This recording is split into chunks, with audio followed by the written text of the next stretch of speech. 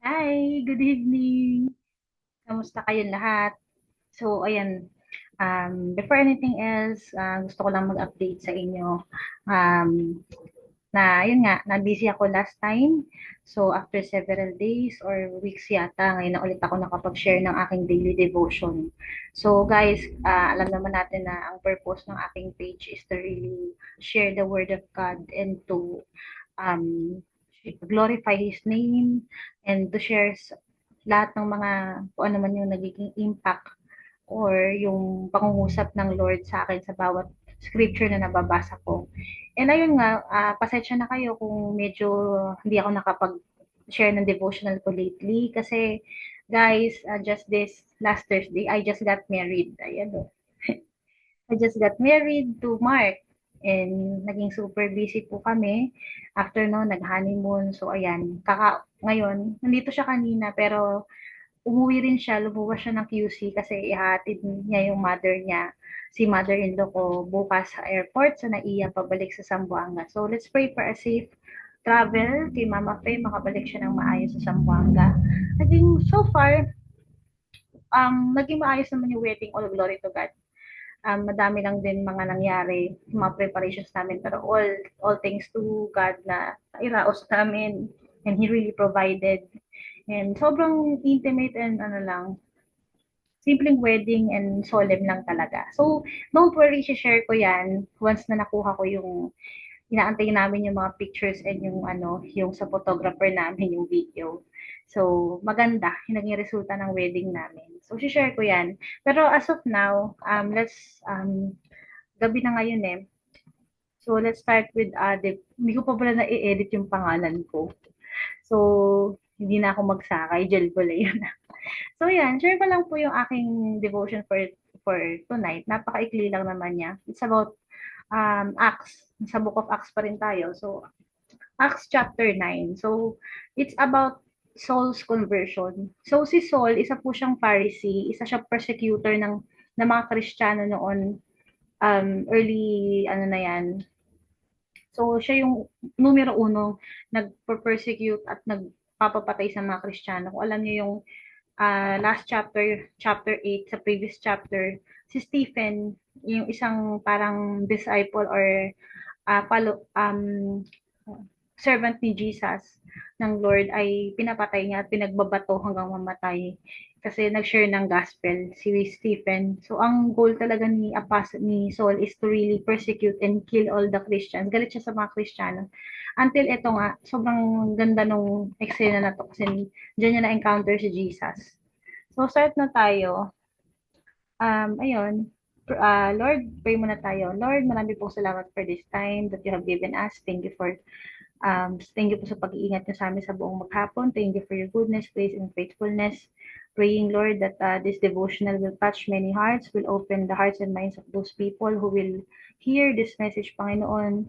And itago po po ko sa inyong likuran. Nawa po ko ano po yung gusto niyong sabihin ko. Yun lang po ang lumabas sa aking mabibig. Ikaw po ang marinig nila at hindi po ako ang nagsasalita. Lord, may you use this at platform to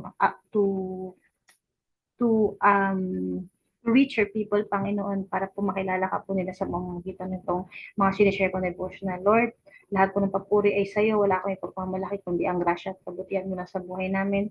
We praise you, we thank you in Jesus' mighty name. Amen. So, ayan nga, ang liwanag wala ng PowerPoint ko. Hindi ko makita. Soul's conversion. So, tatago ko lang po na yung aking pangalan. Hindi makita.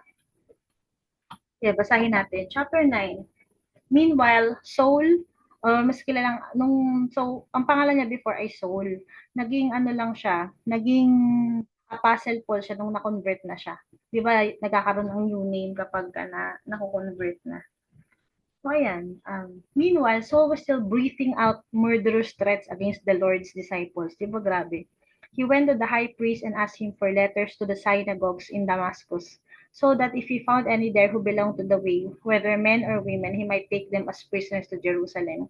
As he neared Damascus on his journey, suddenly a light from heaven flashed around him. He fell to the ground and heard a voice say to him, Saul, Saul, why do you persecute me? Who are you, Lord? Saul asked. I am Jesus who you are persecuting, he replied. Now get up and go into the city, and you will be told what you must do." The men traveling with Saul stood there speechless. They heard a sound but did not see anyone. Saul got up from the ground, but when he opened his eyes, he could see nothing. So they led him by the hand into Damascus. For 3 days he was blind and did not eat or drink anything. Nabulag siya. So nangyari dyan, ayan, in Damascus, there was a disciple named Ananias. The Lord called to him in a vision, "Ananias." "Yes, Lord," he answered. So before mag-proceed tayo sa next slide, ayan nga, so grabe po ang grabe ang determination ni Paul, ni Saul na ipapatay ang mga Kristiyano, ng mga disipulo, mga alagad ng Panginoong Jesus. Ginadji siya na i-demolish silang lahat.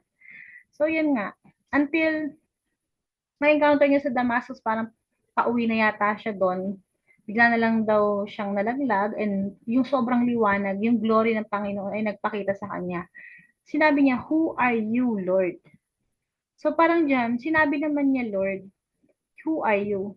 Para bang, ibig sabihin nun, kilala niya by name si Jesus, but not really in a personal way or relationally. Diba? Kasi sabi niya, "Sino ka, Panginoon?" Parang kilala kita bilang Panginoon, pero sino ka ba? Paano kita nararanasan sa buhay ko? Paano ka ba, paano ka gagalaw? O paano kita lubos na makikilala ba? Ayan. So sinabi ni Lord, "I am Jesus whom you are pursuing." Ako si Jesus yung tinutulig sa ganyan. Ayun, ayun nga. Pero pagbalik daw ni Paul, syempre natameme siya. Pagbalik niya sa sa Damascus, wala na siyang eyesight, nabulag siya, 'di ba? So ayan, next. So si Ananias, yung isa pang disciple niya yan, para bang, ayan, sabi ni, the Lord told him, "Go to the house of Judas on Straight Street and ask for a man from Tarsus named Saul, for he is praying. In a vision, he has seen a man named Ananias come and place his hands on him to restore his sight." "Lord," Ananias answered, "I have heard many reports about this man and all the harm he has done to your holy people in Jerusalem. And he has come here with authority from the chief priests to arrest all who call on your name." Sabihin, aware. Mahirap din to ka Ananias, no? So, dalawang side yung makikita natin dito. Ano rin talaga tong isa na to, si Ananias really has put his trust and talagang makikita natin yung kanyang obedience kay Lord. So kilala nga si Saul kasi siya yung papapatay ng mga Kristiyano. So kilalang kilala ang persona ni Paul dito. At alam ni Ananias how ano alam ni Ananias how kind of how ano yun, what kind of person si Saul, 'di ba? Kasi sinabi niya parang hindi naman siya takot pero alam niya sabi niya, "Lord, bakit mo ko pa pupuntahin diyan? Eh alam mo naman yung kung anong pinagagagawa ng tao na 'yan, 'di ba?" Pero sabi niya, "But the Lord said to Ananias, Go, this man is my chosen instrument to proclaim my name to the Gentiles and their kings to the people of Israel. I will show him how much he must suffer for my name." Then Ananias went to the house and entered it. Placing his hands on Saul, he said, "Brother Saul, the Lord Jesus, who appeared to you on the road as you were coming here, has sent me so that you may see again and be filled with the Holy Spirit." Immediately, something like scales fell from Saul's eyes, and he could see again. He got up and was baptized. After taking some food, he regained his strength. Ayan. Actually, mahaba to eh. Hanggang ano yan eh. Kinat ko lang dito. So ayan nga. So sa madaling salita, na-encounter ni Saul si Jesus sa Damascus, 'di ba? Sa road going to Damascus. Pero nabulag siya, 'di ba? Para bang inalaw din 'yun talaga ni Lord para sa akin for him to really humble himself and experience his grace, forgiveness, his unconditional love. 'Di ba? Kaya binulag siya. Kasi the Lord want to move mightily kay Saul, na pag na-restore yung eyesight niya, he will really, hindi lang yung sabi, "Who are you, Lord?" Kasi he really encountered Jesus. He experienced God's healing or grace, forgiveness, restoration, redemption, lahat.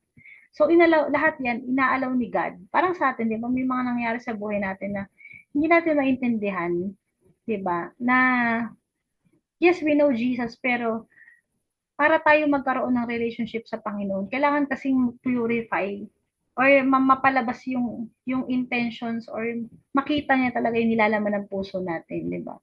At ito naman, dalawang ano to eh. Actually, after niyan, yun nga, nung si Ananias, sabi niya, actually, itong si Ananias din, napakalaki din ng faith kasi kahit alam niyang medyo risky sa part niya, kasi alam niya si Paul ay isang Pharisee, persecutor of the Christian church. Still, alang-alang sa Panginoon for to obey, just to obey God. Ginawa pa rin niya. 'Di ba? Kahit na nag-hesitate siya na, Lord, alam mo naman kung anong klaseng tao to, bakit ko lalapitan yan? Ah, kung siya disciple, alam niyang pwede akong patayin yan. Pero sinabi ni Lord, go. Alam mo, Lord, napaka-imperative no? Talagang, yan talaga masusubok ng isang Kristiyano. Si Lord kasi pag sinabi niya, napaka-ano niya napaka straight to the point eh. Pag sinabi ni Lord na go or no, it's really, he mean it. Talagang meron kang may sense of urgency na pag sinabi niyang yes, it's really a good signal or a good sign from him that he gives consent kung ano man yung ano, 'di ba? Pero pag nag-no si God, talagang ano, um, kailangan mong sumunod